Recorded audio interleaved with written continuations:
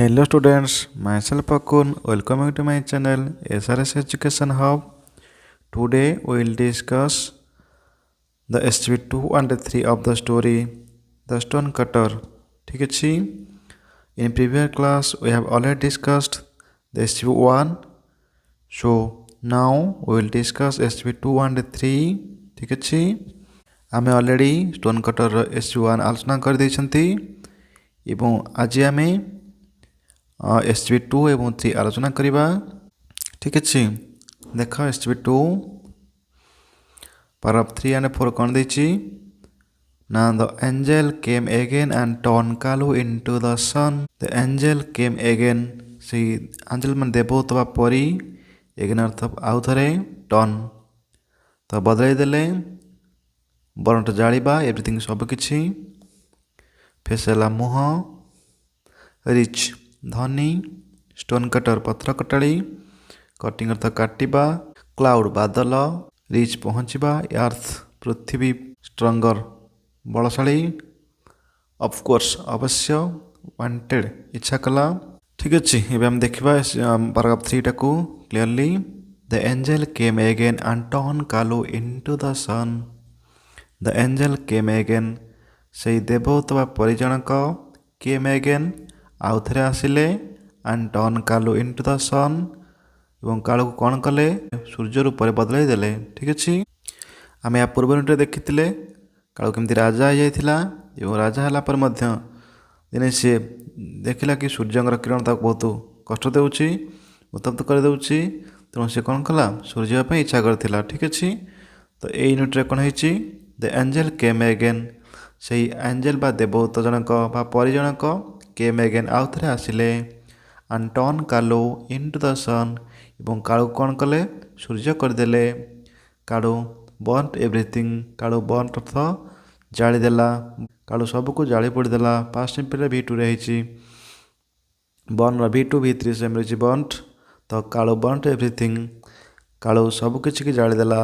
He burnt the face of the kings से आउ कौन कला ना he burnt the faces of the kings से राजा मानकर मुह पोड़देला।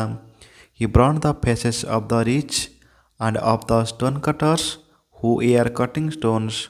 ही बर्नट द फेसेस से जालीदेला ऑफ द रिच धनी मानकर मुह धनी लोक मानकर मुह को जालीदेला and of the stone cutters एवं पत्थर कटाड़ी मुह पोड़देला हु आर कटिंग स्टोन्स जो मैंने कि पत्थर काटुले दिने से पत्थर कटाड़ी थिला किंतु आज से सूर्य रूप समस्त कष्ट देला से पत्थर कटाड़ी मान कष्ट देला।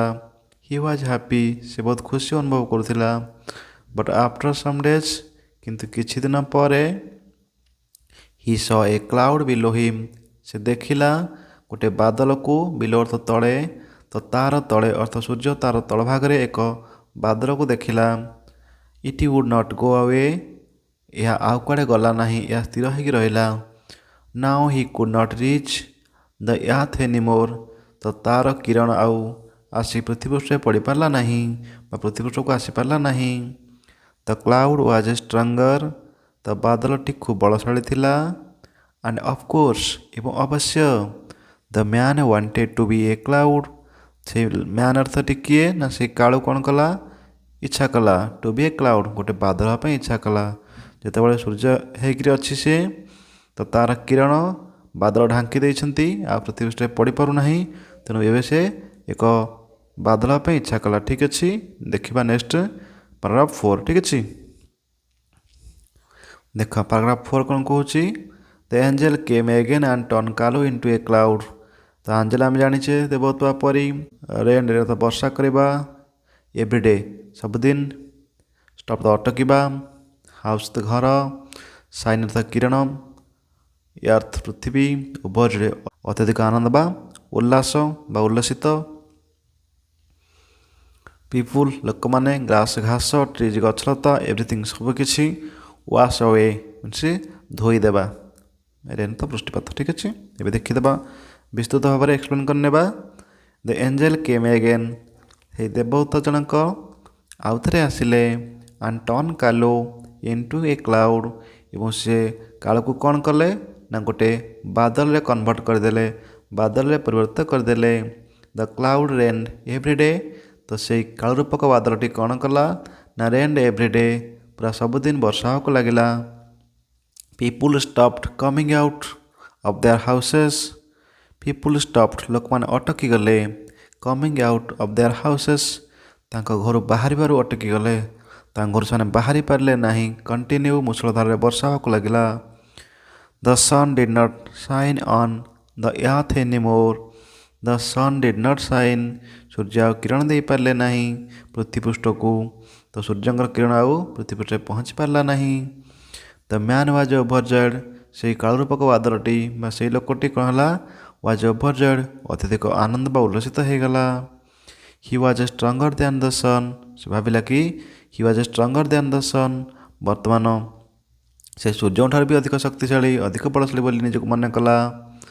ଦ people the grass the trees and everything was washed away by the rain.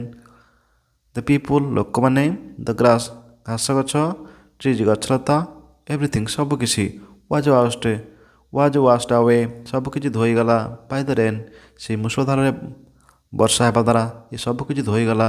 ଠିକ୍ ଅଛି, ଏବେ ଆମେ SCB3 ପଢ଼ିଦେବା।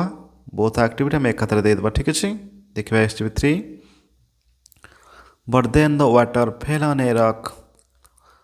ୱାଟର ତ ପାଣି, ରକ୍ ଅର୍ଥ ପଥର, ମୁଭ୍ ଅର୍ଥ ଘୁଞ୍ଚିବା, ସାଉଟ୍ ଅର୍ଥ ଚିତ୍କାର ବା ଚିଲେଇବା, ଏଞ୍ଜେଲ୍ ତ ପରି, କେମ୍ ଡାଉନ୍ ତଳକୁ ଆସିବା,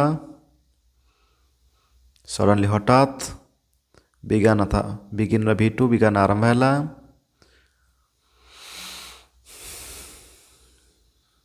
ଷ୍ଟୋନ୍ କଟର ପଥର କଟାଳି। ତ ଠିକ୍ ଅଛି, ହାପି ତ ଖୁସି। ଆଉ କିଛି ଡିଫିକଲ୍ଟ ନଥିବ, ମୁଁ ପ୍ରତ୍ୟେକ ୱାର୍ଡ଼ ବାଇ ୱାର୍ଡ଼ ବୁଝେଇଦେବି, ପୁରା କ୍ଲିଅର୍ ହେଇଯିବ, କିଛି ଡାଉଟ୍ ରହିବ ନାହିଁ। ଦେଖ SCB3 କ'ଣ କହୁଛି। ବଟ୍ ଦେନ୍ କିନ୍ତୁ ତାପରେ, the water fell on a rock ବୃଷ୍ଟିପାତ ବା ଜଳରାଶି କ'ଣ ହେଲା ଫେଲ୍ ପଡ଼ିଲା ଅନ୍ ଏ ରକ୍ ଗୋଟେ ପଥର ଉପରେ ପଡ଼ିଲା। ତ ତାପରେ ସେଇ ବୃଷ୍ଟିପାତର ଜଳରାଶି ଗୋଟେ ପଥର ଉପରେ ପଡ଼ିଲା। ଦ ରକ୍ ଡିଡ୍ ନଟ୍ ମୁଭ୍ କିନ୍ତୁ ସେହି ପଥରଟି ଆଦୌ ଘୁଞ୍ଚିଲା ନାହିଁ, ଟିକେ ବି ହେଲେ ଗତିଶୀଳ ହେଲା ନାହିଁ। କାଳୁ ସଦିଶ କାଳୁ ଏହାକୁ ଲକ୍ଷ୍ୟ କଲା ବା ଏହାକୁ ଦେଖିଲା ଯେ ବର୍ଷା ଦ୍ୱାରା ସବୁକିଛି ଧୋଇଯାଉଛି, ଅଥଚ ସେହି ପଥର ଖଣ୍ଡ କେମିତି ନିଶ୍ଚଳ ରହୁଛି, ଆଦୌ ଗତିଶୀଳ ହେଉନାହିଁ ତାହା ସେ ଦେଖିଲା। ତ ହି ସାଉଟେଡ୍ ସେ ଚିଲେଇବାକୁ ଲାଗିଲା, ସେ ଚିତ୍କାର କଲା। କ'ଣ କହିଲା? I want to be a rock ମୁଁ ଗୋଟେ ପଥର ହେବାକୁ ଚାହେଁ, କାରଣ ବର୍ଷା ଠାରୁ ପଥର ଅଧିକ ଶକ୍ତିଶାଳୀ ବୋଲି ସେ ମନେ କଲା ଏବଂ କହିଲା I want to be a rock ମୁଁ ଗୋଟେ ପଥର ହେବାକୁ ଚାହେଁ। ଆଣ୍ଡ ଦ ଏଞ୍ଜେଲ୍ କେମ୍ ଡାଉନ୍ ଏବଂ ତାପରେ ସେଇ ଦେବଦୂତ ବା ପରିଜଣଙ୍କ କେମ୍ ଡାଉନ୍ ତଳକୁ ଓହ୍ଲେଇ ଆସିଲେ। And turn Kalu into a rock ଏବଂ ତାପରେ କାଳୁକୁ କ'ଣ କଲେ ଗୋଟେ ପଥର କରିଦେଲେ। The rock did not move when it rained ସେଇ ରକ୍ଟି ବା ସେଇ ବଡ଼ ପଥରଟି ଡିଡ୍ ନଟ୍ ମୁଭ୍ ଆଉ ଗତିଶୀଳ ହେଲା ନାହିଁ, ଘୁଞ୍ଚିଲା ନାହିଁ। ହ୍ୱେନ୍ ଇଟ୍ ରେନ୍ଡ ଯେତେବେଳେ ଏହା ବୃଷ୍ଟିପାତ ହେଲା ବା ବର୍ଷା ହେଲା ସେଇ ପଥରଟି ସେମିତି ନିଶ୍ଚଳ ଭାବରେ ପଡ଼ି ରହିଲା ଆଉ ଘୁଞ୍ଚିଲା ନାହିଁ। But suddenly A man with an axe came and began to cut stones from the rock. But suddenly କିନ୍ତୁ ହଠାତ୍ କ'ଣ ହେଲା ଏ ମ୍ୟାନ୍ ୱିଥ୍ an axe ଗୋଟେ ଲୋକ ତାର ଏକ୍ସ ଧରି ଅର୍ଥାତ୍ କୁରାଢ଼ୀ ବା କାଙ୍କକୁ ଧରି କେମ୍ ଆସିଲା ଆଣ୍ଡ ବିଗାନ୍ ଟୁ କଟ୍ ଏବଂ କାଟିବାକୁ ଆରମ୍ଭ କରିଦେଲା। କ'ଣ କାଟିଲା ନା ଷ୍ଟୋନ୍ସ ଛୋଟ ଛୋଟ ପଥରରେ କାଟିବାକୁ ଆରମ୍ଭ କରିଦେଲା। କେଉଁଥିରୁ ନା ଫ୍ରମ୍ ଦ ରକ୍ ସେଇ ବଡ଼ ପଥରରୁ। ରକ୍ ମିନ୍ସ ବଡ଼ ପଥର, ଷ୍ଟୋନ୍ସ ତ ଛୋଟ ପଥର ଖଣ୍ଡ। ଠିକ୍ ଅଛି, ତ ଗୋଟେ ଲୋକ ହଠାତ୍ ତାର କାଙ୍କ ଧରିକି ଆସିଲା ଏବଂ ସେଇ ବଡ଼ ରକ୍ରୁ ବା ବଡ଼ ପଥରଠାରୁ ଛୋଟ ଛୋଟ ଷ୍ଟୋନ୍ସ ବା ଛୋଟ ପଥର ଖଣ୍ଡ କାଟିବାକୁ ଲାଗିଲା। Kalu did not want to be a rock anymore ତ ଏହାପରେ କାଳୁ ଆଉ ସେଇ ପଥର ହେବା ପାଇଁ ଇଚ୍ଛା କଲା ନାହିଁ। Kalu did not want to be a rock anymore ତ ସେ ଆଉ ପଥର ହେବାକୁ ଇଚ୍ଛା କଲା ନାହିଁ, କାରଣ ତାପରେ ସେ ଇଚ୍ଛା କଲା କି ପଥର ଅପେକ୍ଷା ପଥର କଟାଳି ଅଧିକ ବଳଶାଳୀ। ଦ ଏଞ୍ଜେଲ୍ କେମ୍ down for the last time ତ ସେଇ ଦେବଦୂତ ଜଣକ ତଳକୁ ଓହ୍ଲେଇ ଆସିଲେ ଶେଷ ଥର ପାଇଁ, ଲାଷ୍ଟ ଟାଇମ୍ ପାଇଁ ଆସିଲେ।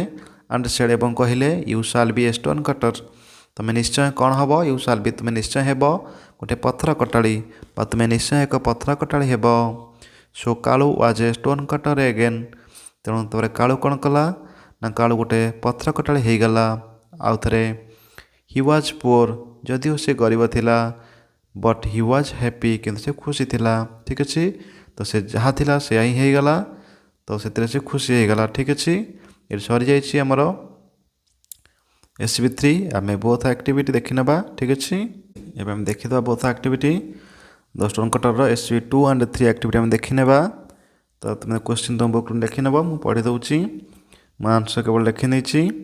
प्रथम SCP2 प्रथम क्वेश्चन रही did the angel make Kalu the sun कौन से देवता परिजनक कालू गोटे सूर्य करदे कि तो आंसर आम लिखिं एस हाँ द एंजेल केम अगेन से देवता आउ थे आसिले एंड मेड कालू द सन तो मेक V2 जेहतु डीडी अच्छी भरटा V2 फर्म हो एंड मेड कालू द सन और कालू कौन कले सूर्य बनईदे सूर्य करदे ठीक अच्छे।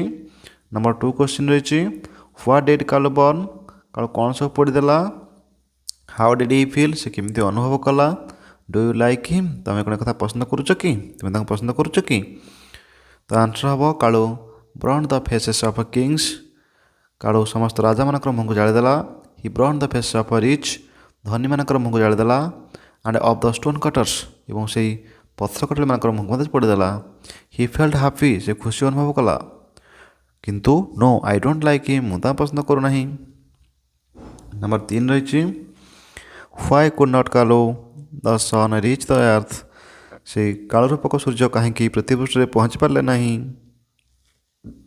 तो आंसर हम काल the sun could not reach the earth because a cloud was below him तो से कालू जी सूर्य ऊपर थे she could not reach the earth पृथ्वी में पहुँची पारे ना कारण a cloud was below him कारण गोटे बादल तले रही ठीक अच्छे। नंबर 4 क्वेश्चन है what did Kalu want to be next Kalu तापर कौन हाँपी इच्छा कला नंबर 4 रही Kalu wanted to be a cloud next Kalu तापर गोटे बादल हाँपी इच्छा कला तो देख नंबर 5 रही was Kalu turn into a cloud से कौन गोटे बादल रे कन्वर्ट हो गला कि रूपांतरित है कि as the angel came again हाँ देवता आउ थे आसिले and turn Kalu into a cloud और कालू को गोटे क्लाउड करदे बादल में परिणत करदे। नंबर 6 देखा why did people stop coming out of their houses लोक मैंने कहीं घर बाहरी पारे ना घर अटकी रहिले तो the people stop coming out of their houses because लोक मैंने घर बाहरी पारे ना घर अटकी रहिले कारण द क्लाउड रेन्ड एवरीडे से बादलटी तो एवरीडे प्रत्येक दिन वर्षा करने को लगे कंटिन्यू मुसलधार वर्षा होगा लगे। नंबर 7 रही why did not the sun shine on the earth तो सूर्यंकर किरण कहीं पृथ्वी में पहुँच पारा ना लाइट कहीं पहुँच पारा ना the sun did not shine on the earth सूर्य किरण पृथ्वी में पहुँच पारा ना कारण the cloud rained whole day से क्लाउड कौन कला ना दिन तमाम वर्षा होगा लगे तेणु सूर्य किरण आसी आ पृथ्वी में पहुँच पारा ना। नंबर 8 रही द मैन वाज ओवरजॉयड से लोकटी अत्यधिक आनंदित होगला who is the man in the sentence ये वाक्य से लोकटी मैंने किए कालू को कहुई द मैन वाज ओवरजॉयड से लोकटी अति उल्लसित होगला आनंदित होगला here the man is Kalu एटी से लोकटी कहाँपाई कहुई ना कालू कहुई। नंबर 9 रही what did the rain wash away वृष्टिपात कौन कौन सब धोईदेला the rain washed away the people the grass the trees and everything वृष्टिपात कौन धोईनेला लोक मान घास गछ को गछलता को सबकि को धोईनेला ठीक अच्छे। SCP3 देखी ना एक्टिविटी रही तो SCP3 फास्ट क्वेश्चन रही why did Kalu want to be a rock Kalu कहीं गोटे पथर पे इच्छा कला ना Kalu wanted to be a rock when he saw the rain did not move it Kalu देखला जिते कि से रॉकटी बा से पथरटी Kalu wanted to be a rock but पथर पे इच्छा कला जिते कि ही सॉ से देखला the rain did not move it जे वृष्टिपात या घुंचे पारना या गतिशील कर पारना से पथर पे इच्छा कला। नंबर 2 क्वेश्चन रही did Kalu became a rock Kalu कौन पथर है कि as the angel came again हाँ परिजन आउ थे आसिले and turn Kalu into a rock और कालू कौन कले गोटे रॉक करदे गोटे पत्थर रूपांतरित करदे।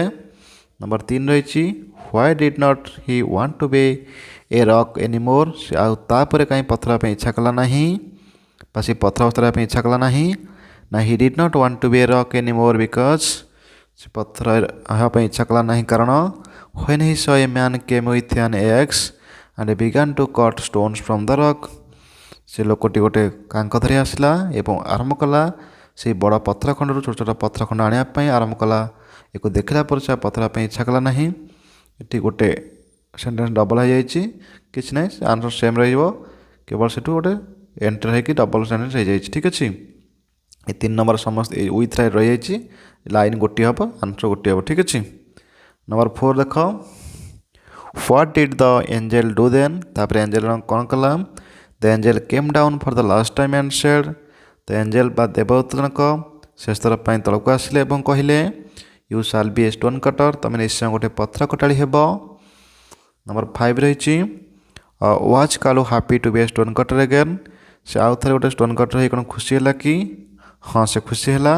यस कालू बिकेम ए स्टोन कटर अगेन कालू आउ थे गोटे पथर कटाड़ी होगला। दो जदि ओ ही वाज पुअर जदिव से गरीब थिला बट ही वाज हैप्पी किंतु से खुशी थिला। ठीक अच्छे ये आम स्टोरी संपूर्ण सरी जाइए बहुत एक्टिविटी दिया सरी जाइए। तो ठीक अच्छे आम ये क्लास को एंड करवा यदि कार किसी भी डाउट थाए तुम कमेंट सेक्शन लिखि नहीं पार। ठीक अच्छे थैंक्स।